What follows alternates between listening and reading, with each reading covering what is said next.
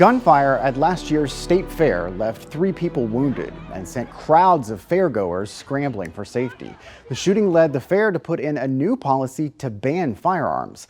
Now there's backlash. The Texas Attorney General is threatening legal action to overturn the policy before the fair opens next month in Dallas. Ryan Chandler looks closer at the controversy.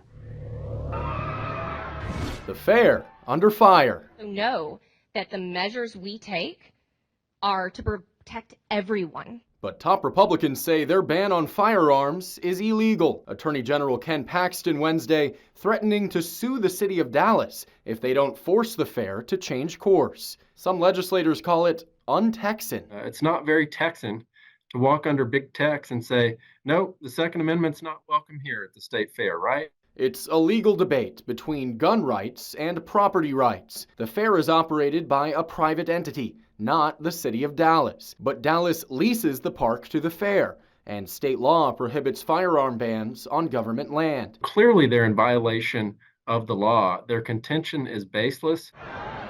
But the fair has dealt with gun violence in the past. Last year, 3 people were injured in this shooting when a man without a license to carry opened fire. We need to pass common sense gun laws because the real threat to safety is an abundance of unregulated firearms in public. We need to prioritize the safety of people. And it looks like the state fair took that into consideration with this decision. The fair has stood by their policy.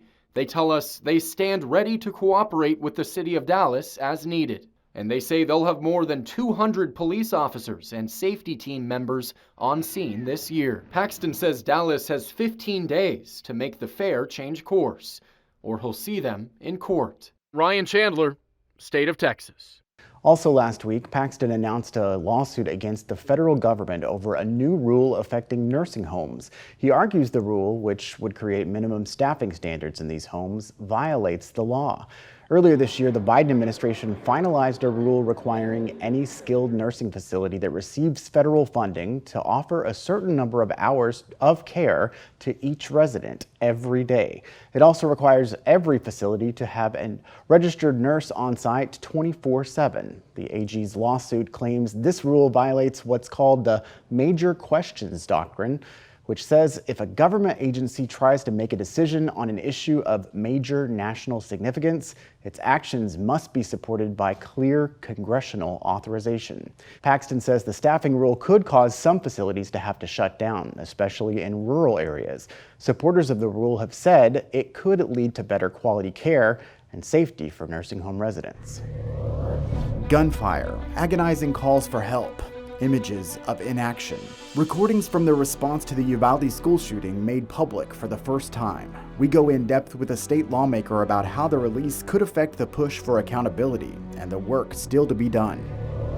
And excitement for Kamala Harris has some Democrats thinking Texas is in play in November. Republicans and recent history paint a different picture though.